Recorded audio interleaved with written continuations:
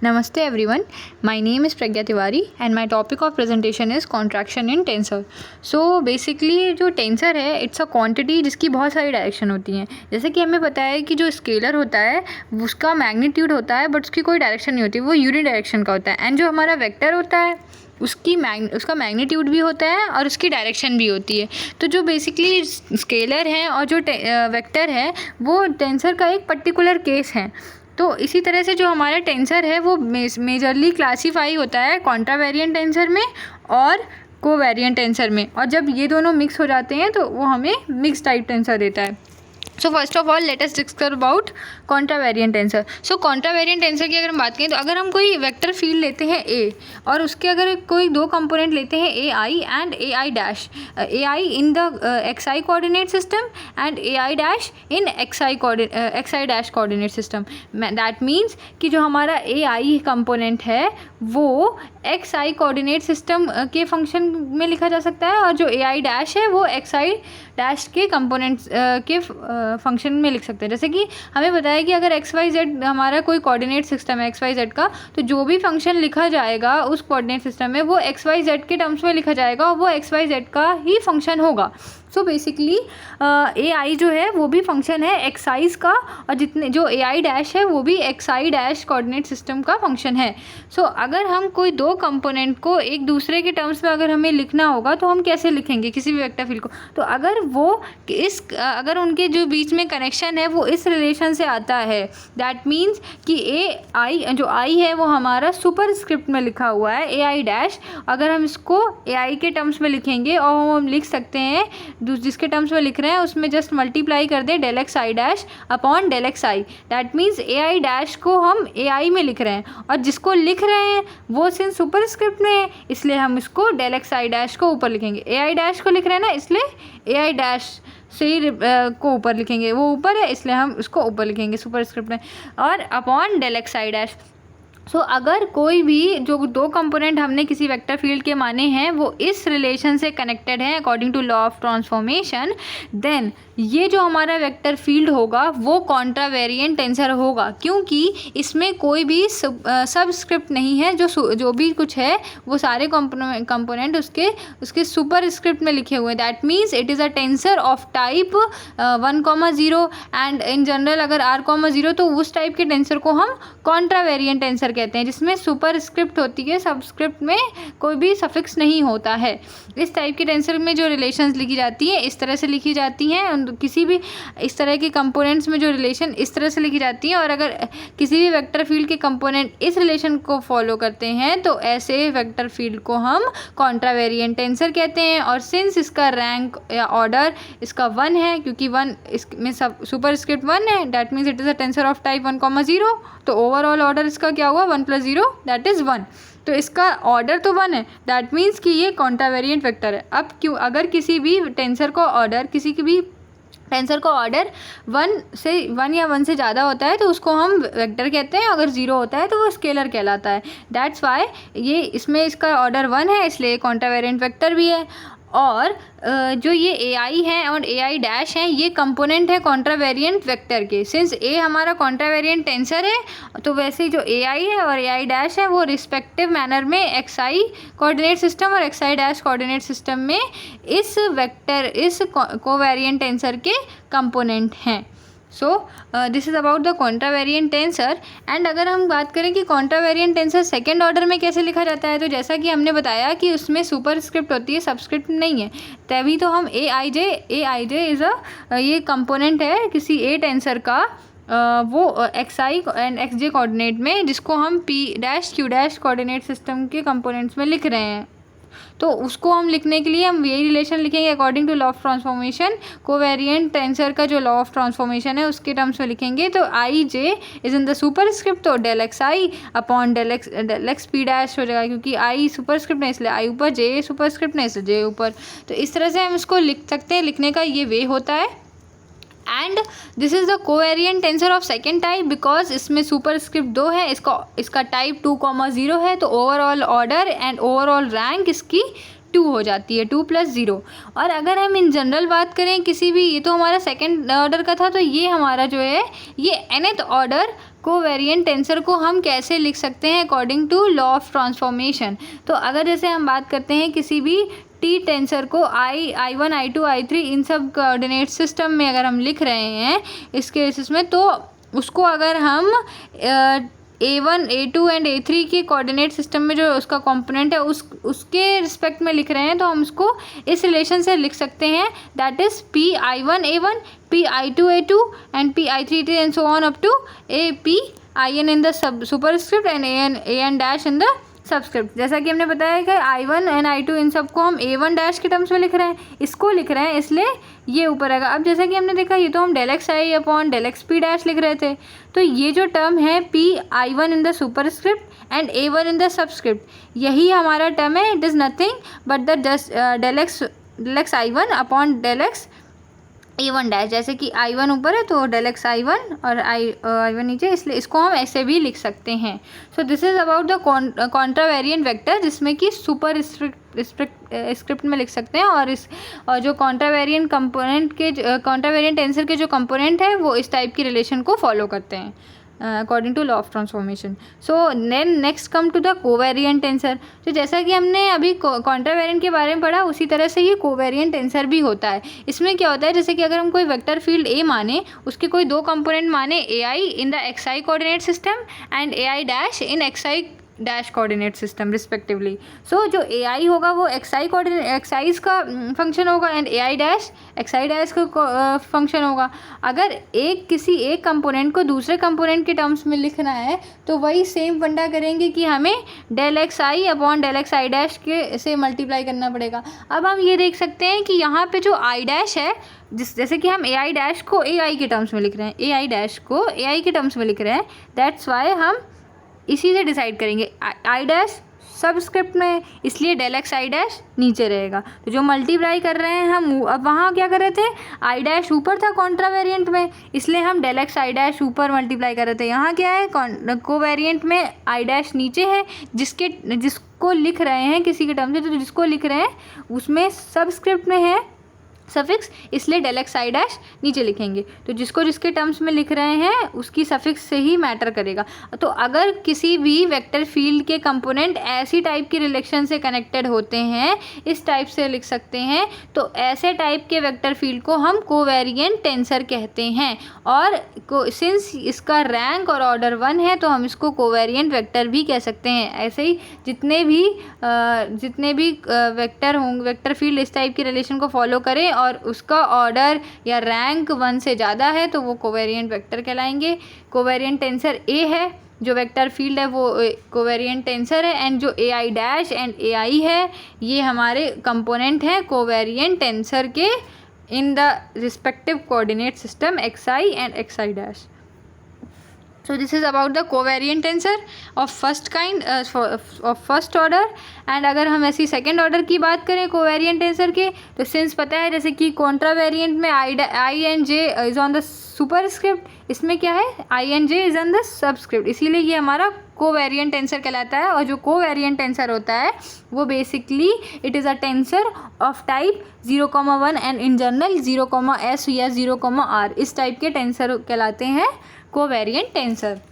सो जैसा कि हमें पता है कि कोई भी दो कंपोनेंट को अगर हमें, जैसे ए के कोई दो कंपोनेंट है IJ कोऑर्डिनेट में and P dash Q dash coordinate system में, तो वो अगर एक दूसरे के रिलेशन में लिखा जाए तो I dash J dash subscript में, इसलिए del x P dash upon में लिखा जाएगा del x I। एंड इसी तरह से इस टाइप की रिलेशन में हम उसको लिख सकते हैं कोवेरिएंट टेंसर के कंपोनेंट्स को by using the law of transformation in covariant tensor. तो ये तो हो गई बात कोवेरिएंट टेंसर सेकेंड ऑर्डर की। इसी तरह से हम nth ऑर्डर में कोवेरिएंट टेंसर को भी डिनोट कर सकते हैं कि किस तरह से हम रिप्रेजेंट करना है। So I1 I2 and so on up to, ये कोवेरिएंट टेंसर के कंपोनेंट है। इसको हम अगर A1 A2 and so on up to AN dash के कंपोनेंट्स में लिखना है, तो सिंस ये सबस्क्रिप्ट में था, इसीलिए हमने I1 एंड I2 ये सब सबस्क्रिप्ट में लिखा है, इसके टर्म्स में लिखा है, इसलिए ये सुपर स्क्रिप्ट में। एंड सिंस ये जो टर्म है A1 dash upon I1 dash, this is nothing but del x A1 dash upon del x I1 dash. तो जो सुपर स्क्रिप्ट में जो ऊपर होता है वो सुपर स्क्रिप्ट में चला जाता है, जो नीचे होता है अपॉन में वो सबस्क्रिप्ट में चला जाता है। सो दिस इज़ रिप्रेजेंटिंग कि कैसे हम किसी भी कोवेरिएंट टेंसर के कंपोनेंट्स को लॉ ऑफ ट्रांसफॉर्मेशन के अकॉर्डिंग लिख सकते हैं। सो दिस इज़ अबाउट तो ये होता है हमारा कोवेरिएंट और कॉन्ट्रावेरिएंट टेंसर के बारे में। तो अब हम बात करते हैं हमारे टॉपिक के बारे में, that is contraction. So contraction it is a process जिसमें कि हम किसी भी टेंसर में लगाते हैं, दैट मीन्स जिसमें कि हम किसी भी टेंसर की कोवेरिएंट सफिक्स और एक कॉन्ट्रावेरिएंट सफिक्स को आपस में इक्वल करते हैं। जब किसी भी टेंसर की कोवेरिएंट सफिक्स और एक कॉन्ट्रावेरिएंट सफिक्स को इक्वल करते हैं तो ऐसे प्रोसेस को हम कॉन्ट्रैक्शन कहते हैं। अब हम इसको कॉन्ट्रैक्शन क्यों कहते हैं? इसलिए कहते हैं क्योंकि जब ये ऑपरेशन किसी भी टेंसर में अप्लाई होता है, दैट मीन्स कि किसी भी टेंसर में अप्लाई करता है, अगर उसका टाइप r, है तो आफ्टर अप्लाइंग दिस कॉन्ट्रैक्शन ये हमें एक ऐसा टेंसर देता है जिसका टाइप r-1, होता है। दैट मीन्स एक कोवेरिएंट सफिक्स उड़ा देता है और एक कॉन्ट्रावेरिएंट सफिक्स हटा देता है, तो जिसकी वजह से ओवरऑल ऑर्डर 2 कम हो जाता है, क्योंकि एक कोवेरिएंट सफिक्स से गया एंड एक कॉन्ट्रावेरिएंट सफिक्स से गया, तो ओवरऑल एक r-1 हो गया एंड एक s-1 रिड्यूस कर दिया एक सफिक्स, लेकिन टाइप रिड्यूस हो गया लेकिन ऑर्डर जो है वो 2 से कम हो गया। जैसे इसमें r+s ऑर्डर था इस टेंसर का, तो जब इसमें कॉन्ट्रैक्शन लगाया एक बार तो उसका 2 ऑर्डर कम हो गया। तो this is about the introduction of contraction कि कॉन्ट्रैक्शन बेसिकली होता क्या है। So let's come to know about its process कि हम कैसे करते हैं एंड इसके प्रूफ के बारे में। सो अगर हम कोई टी मानते हैं टेंसर, बेसिकली एक मिक्स टाइप टेंसर जिसका जो कि टाइप है r, x टाइप का टेंसर अगर हम मानते हैं, जिसके कंपोनेंट अगर हम कोई 2 कंपोनेंट माने t, i1, i2 and so on, जिसकी कोवेरिएंट कंपोनेंट्स r तक हैं एंड जो इसके कॉन्ट्रावेरिएंट्स कंपोनेंट r तक है, r है एंड कोवेरिएंट सफिक्सेस j तक चलती हैं related to the basis ei and ei dash के रिस्पेक्ट में जो हमारे एक कंपोनेंट मानते हैं ti1, i2 dash, i3 dash up to ir dash, that ये हमारी कॉन्ट्रावेरिएंट सफिक्सेस r तक चलेंगी और इसी की कोवेरिएंट सफिक्सेस s डैश तक चलेंगी। तो बेसिकली दिस इज़ ये t के हमने 2 कंपोनेंट माने relative to the basis ei and related to the basis ei dash. तो according to law of transformation हम बता सकते हैं कि मिक्स्ड टाइप टेंसर के लिए हम इस तरह से किसी भी टेंसर के 2 कंपोनेंट्स को आपस में इस टाइप से रिप्रेजेंट कर सकते हैं, जहाँ पे सिंस हम i डैश, j डैश इस तरह से को हम i1, i2 एंड इस कंपोनेंट में लिख रहे हैं, तो सिंस i1 डैश को हम i1 में लिख रहे हैं, तो इसको क्या करेंगे p i1 dash upon i1 इस तरह से, एंड i2 को हम सिंस i2 डैश को हम i2 कंपोनेंट में लिख रहे हैं तो ये p i2 dash upon i2 and so on up to this. तो ये जो हमारा है ये कॉन्ट्रावेरिएंट कंपोनेंट के लिए लिखे हुए हैं सारे टर्म्स, एंड ये जो टर्म्स लिखे हुए हैं वो हमने कोवेरिएंट कंपोनेंट के लिए लिखे हुए हैं। जो ये हमारे j1, j2, js इसके लिए हमने ये सारे लिखे हैं, एंड ये i1, i2 इसके लिए हमने कोवेरिएंट, ये दिस इज़ फॉर कॉन्ट्रावेरिएंट कंपोनेंट्स के लिए हमने लिखा है, और ये हमने कोवेरिएंट कंपोनेंट के लिए लिखा है इस टी टेंसर के। So this is according to the law of transformation हम ऐसे लिख सकते हैं। और सिंस हमें पता है कि हम यहाँ पे कॉन्ट्रैक्शन लगा रहे हैं, तो जब हम और यहाँ पे हमने IP और JQ का जिक्र इसलिए किया है क्योंकि हमने ये सफिक्स, इन्हीं सफिक्सेस पे ही हम अपना कॉन्ट्रैक्शन लगाएंगे। कोई भी हमने एक मान ली IP एंड इसमें J की सफिक्सेस में मीन्स कोवेरिएंट सफिक्सेस में हमने कोई एक JQ टर्म मान लिया, तो एक कॉन्ट्रैक्शन के लिए हमें क्या करना पड़ता है, एक कोई भी कोवेरिएंट सफिक्स और एक कॉन्ट्रावेरिएंट सफिक्स को आपस में बराबर करना पड़ता है। तो जैसे कि हमने माना था कि ये T हमारा टेंसर है, तो इसकी कोवेरिएंट सफिक्स एक IP मान ली और एक कॉन्ट्रावेरिएंट सफिक्स हमने JQ मान ली। इन दोनों को हमने कॉन्ट्रैक्शन के लिए आपस में इक्वल किया, that means IP equals to JQ किया फॉर फर्स्ट कॉन्ट्रैक्शन। तो होगा क्या, सिंस हमें पता है कि कॉन्ट्रैक्शन में हमने ये किया, एक इसका टर्म ले लिया, एक इसका टर्म लिखा, तो हमें ये दिख रहा है कि जो टर्म हमने IP लिया वो इस टर्म में कहीं आएगा, एंड जो हमने JQ लिया है सफिक्स वो इस टर्म में आएगा। तो सिंस ये सारी चीज़ें आपस में प्रोडक्ट में हैं, तो अगर हम क्योंकि इन्हीं चीज़ों से हमें मतलब है यहीं पे कुछ फ़र्क पड़ने वाला है, तो ये दोनों सिंस आपस में प्रोडक्ट में हैं, तो हम देख सकते हैं कि अगर हम इन दोनों की जगह इस JQ की जगह हम IP की वैल्यू रख दें तो हमें ये मिल जाएगा, एंड सिंस ये दोनों आपस में कैंसिल हो जाएंगे तो हमें ये ओवरऑल हमें क्या दे देगा, आई पी डैश और J Q dash in the subscript है, तो ये del I P dash in the superscript and J Q dash in the subscript. अब ये ऐसा इसलिए आया क्योंकि देखिए हमने यहाँ पे कॉन्ट्रैक्शन लगाने के लिए एक covariant suffix I P and contravariant suffix J Q को हमने आपस में इक्वल किया, जिससे क्या हुआ कि ये दोनों आपस में कैंसिल हो जाएंगे। अब ये कैंसिल कैसे होंगे इसके बारे में जानने के लिए यहाँ पे हम लिखते हैं कि ये कैसे हुए। जैसे कि हमें पता है कि ये हमने क्या माना था कि पी आई पी डैश, तो पी आई पी डैश ऊपर है तो इसको हम ऐसे लिख सकते हैं del X I P dash, और सबस्क्रिप्ट में आई पी है तो del X I P. And इसी तरह से हम पी इस वाले टर्म को हम ऐसे लिख सकते हैं कि del X I P upon del X J Q dash. इस तरह से हम इसको इनटू में लिख सकते हैं। तो सिंस हम देख सकते हैं कि del X I P dash और del X I P dash ये आपस में कैंसिल हो जाते हैं, तो बचता क्या है हमारे पास, ये del X I P dash, del X I P dash, del X I P dash upon del X J Q dash, del X J Q dash बचता है हमारे पास। दैट मीन्स कि हमारे पास क्या बचता है, डेल एक्स बचता है हमारे पास del X I P dash and upon del X J Q dash, जो कि हमारा बेसिकली इसको हम डेल के फॉर्म में अगर हमको लिखना है तो ऊपर आई पी डैश है तो ये आई पी डैश हो जाएगा अपॉन ये नीचे में जे क्यू डैश। तो इस तरह से हमने लिखा है, तो दैट्स वाई हम इस फॉर्म को हम इस तरह से भी लिख सकते हैं कि कैसे ये कैंसिल हुआ टर्म और हमें डेल के फॉर्म में इसने ऐसा दे दिया। तो जैसा कि हमें पता है कि ये जो डेल है, अगर ये जो डेल ऑपरेटर होता है, जैसे कि हमें पता है ये डेल जो डेल्टा है ये हमारा आई पी डैश और जे क्यू डैश है, ये 1 तभी देगा जब आई पी डैश और जे क्यू डैश सफिक्स आपस में बराबर होंगे, तभी वो 1 देगा, अदरवाइज ये 0 देगा। तो ये दैट मीन्स कि अगर इसको 1 होना है तो आई पी डैश और जे क्यू डैश को आपस में बराबर होना पड़ेगा। That means I P dash should be equal to J Q dash. तो हम इसको बराबर करेंगे as per the need of are. तो अगर हम इसको बराबर करेंगे तो ये हमारा 1 हो जाएगा। तो इससे होगा क्या कि ये वाला जो टर्म था और ये वाला जो टर्म था ये आपस में मल्टीप्लाई होके ये टर्म दिया, और फिर सिंस हमने according to the need of R हमने इसको भी इक्वल कर दिया, तो ये ओवरऑल 1 ही हो गया। दैट मीन्स कि ये कोवेरिएंट सफिक्स से एक कोवेरिएंट कंपोनेंट से एक सफिक्स उड़ी और एक क्वांटावेरिएंट सफिक्स से एक सफिक्स उड़ गई। तो इस तरह से ओवरऑल एक सफिक्स दोनों में से निकल गई। तो हुआ क्या, देखिए यहाँ पे p सफिक्स निकल गई, तो दैट मीन्स टर्म यहाँ पे p-1 और p+1 बचे। इधर से q-1 वाले टर्म चल रहे हैं एंड q+1 वाले टर्म चल रहे हैं। यहाँ से p वाला टर्म गया, यहाँ से q वाले सफिक्स का टर्म गया। तो इस तरह से क्या हुआ, 2 टर्म चले गए। तो एक कोवेरिएंट सफिक्स से कम हुआ एंड एक कॉन्ट्रावेरिएंट सफिक्स से। तो ओवरऑल अगर हम इसका टाइप देखें तो according to the law of transformation this is a tensor of type r-1 and s-1, क्योंकि ये 1 से लेके s तक तो हैं बट यहाँ से एक सफिक्स कम है। इसी तरह से ये 1 से लेके r तक तो हैं बट यहाँ से एक सफिक्स कम है। सो r-1, s-1 टाइप टेंसर में रिड्यूस हो जाता है।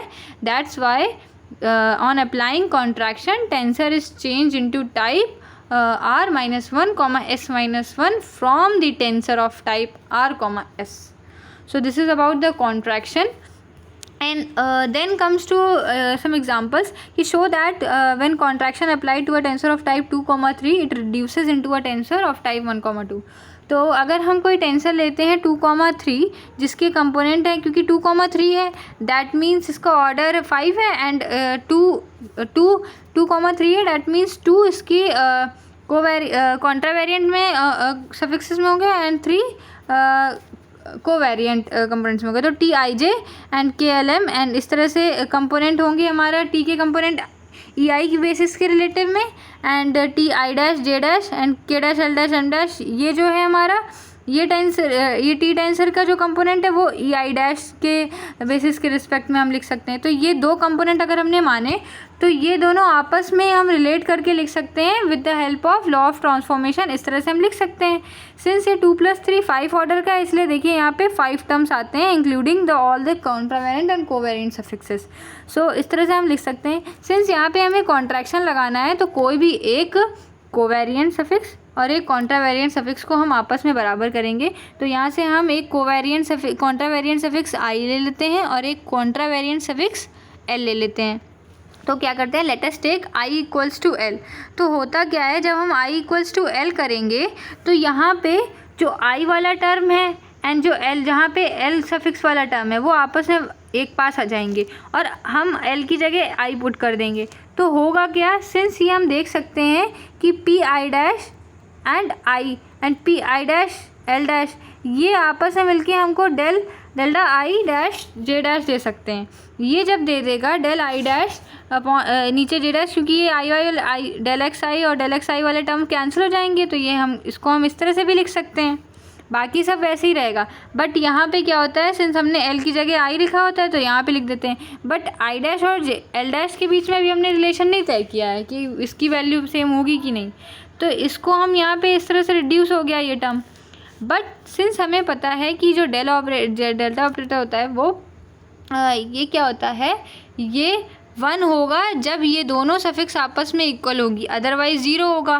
तो दैट मीन्स कि हमें इसको आपस में बराबर रखना ही पड़ेगा। तो जब हम इसको आपस में बराबर रखेंगे तो आई डैश की जगह एल डैश या एल डैश की जगह आई डैश, किसी की जगह भी कोई भी डमी इंडेक्स है तो कहीं भी कुछ भी रख सकते हैं। सॉरी, फ्री इंडेक्स है तो हम इसको कहीं भी लिख सकते हैं। तो आई डैश एल डैश की जगह हमने आई डैश रख दिया और इस तरह से होता क्या है, ये जो दो टर्म थे वो वैनिश हो जाते हैं। मीन्स एक कोवेरिएंट एक कॉन्ट्रावेरिएंट सफिक्स वाला एंड एक कोवेरिएंट सफिक्स वाला टर्म आपस में मिल के वो 1 दे देते हैं। दैट्स वाई वो रिड्यूस हो जाते हैं according to the law of transformation. अब ये जो टेंसर टी मिला वो हमें 2,3 से 1,3 टाइप में मिला। ये जो टेंसर है हमारा according to law of transformation this is of type 1,2, क्योंकि इसकी जो कोवेरिएंट सफिक्स बची है वो बची है 2 और कॉन्ट्रावेरिएंट सफिक्स बची है 1। तो कॉन्ट्रावेरिएंट मीन्स 1,0 एंड कोवेरिएंट मीन्स 0, तो ओवरऑल 0,2 एंड 1,0 मीन्स बेसिकली ऐसा तो नहीं है, वो एक ही टेंसर है, तो मिक्स टेंसर है। This is not a particular, so basically this is a tensor of type 1,2, hence T reduces into a tensor of type 1,2 after contraction. So this is about the contraction की जब हम किसी भी tensor में apply करेंगे तो ये कैसे रिड्यूस होगा किसी दूसरे टेंसर में, उसका टाइप बदल जाता है एंड ओवरऑल ऑर्डर चेंज हो चुका है। देखिए जैसे कि हमने पढ़ा था कि आर और एस टाइप के टेंसर में अगर हम कॉन्ट्रैक्शन लगाएंगे तो वो हमें रिड्यूस हो जाएगा R-1, S-1 टाइप टेंसर में। जैसे कि 2 और 3 था तो 2-1 that is 1 and 3-1 that is 2, तो 1,2 में रिड्यूस हो गया, ये हमें दिख भी रहा है। एंड फिर अगर हम बात करते हैं कि इसकी रैंक ऑर्डर की बात करते हैं तो 2 + 3 5 था एंड नाउ 2 + 1 3 है। तो रैंक में कितने का डिक्रीज़ हुआ, 2 का, जैसा कि हमने पहले डिस्कस किया था। इसीलिए क्योंकि देखिए यहाँ पे 5 टर्म्स आ रहे थे, यहाँ पे 3 टर्म्स आ रहे थे, इस तरह से भी हम इसकी रैंक निकाल सकते हैं ओवरऑल।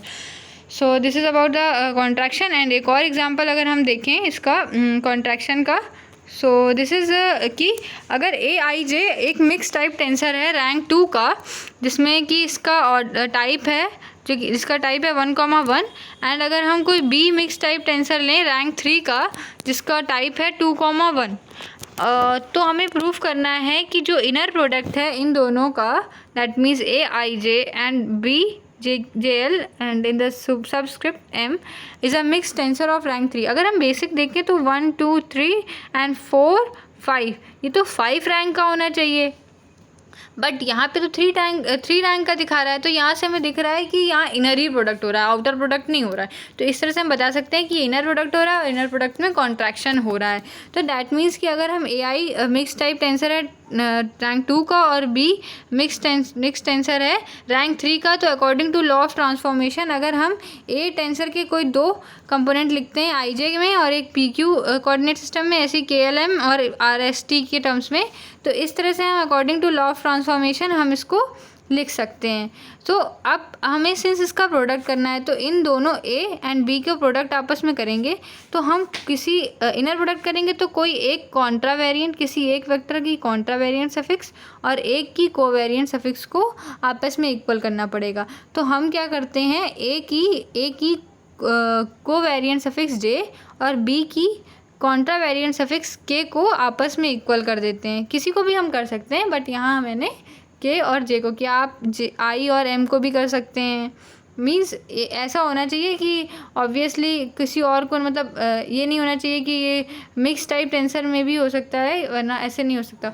सो बेसिकली इसकी I एंड इसका M को भी ले सकते हैं, या इसके J इसके K को, या इसके J इसके L को, इस तरह से भी ले सकते हैं। आपस में किसी भी एक दोनों में से किसी भी सफिक्सेस को आपस में बराबर कर सकते हैं, बट बशर्ते किसी एक का कोवेरिएंट होना चाहिए और दूसरे का कॉन्ट्रा वेरिएंट होना चाहिए, इस तरह से। तो चाहे तो हम प्रोडक्ट करने के बाद यहाँ पे कर सकते हैं, पर हमने पहले ही कर लिया।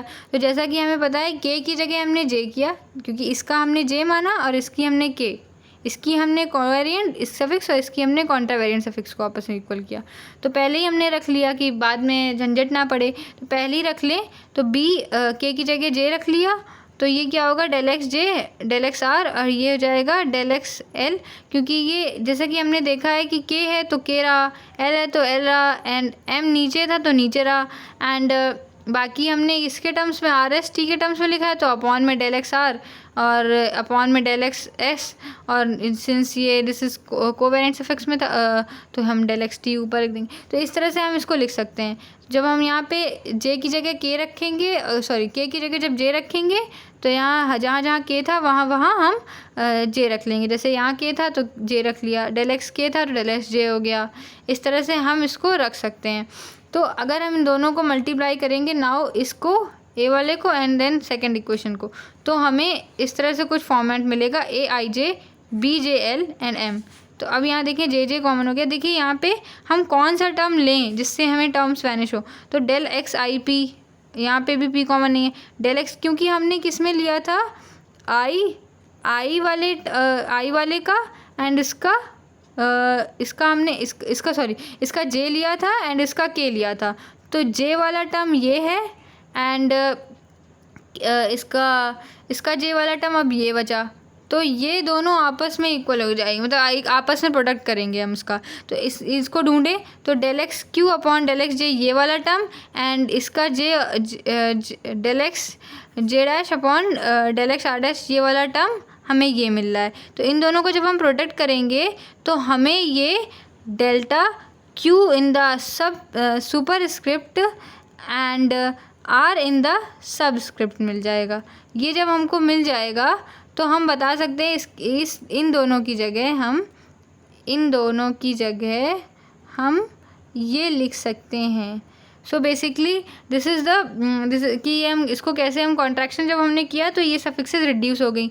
और सिंस हमें पता है, ये देखिए हम यहाँ पे इसका हम दिखा भी सकते हैं इस तरह से, ये प्रोसेस यहाँ पे ये हुआ कि डेल एक्स क्यू डैश, क्योंकि ये डेल एक्स जे डैश तो कैंसिल हो गया। इसको हम पी के फॉर्म में भी लिख सकते थे, बट हमने डेल एक्स के फॉर्म में ही रहने दिया। तो डेल एक्स क्यू और डेल एक्स आर, तो इसको हम डेल क्यू और आर के फॉर्म में ऐसे भी लिख सकते हैं। और सिंस हमें पता है कि ये 1 तभी होंगे जब Q और R आपस में बराबर होंगे, तो सिंस Q और R अगर आपस में बराबर होंगे तो हमें यहाँ पे Q और R बराबर करना पड़ेगा। तो यहाँ पे हम इस Q और इस R को बराबर कर देंगे, तो नेक्स्ट स्टेप में ये Q और ये Q बन जाएगा।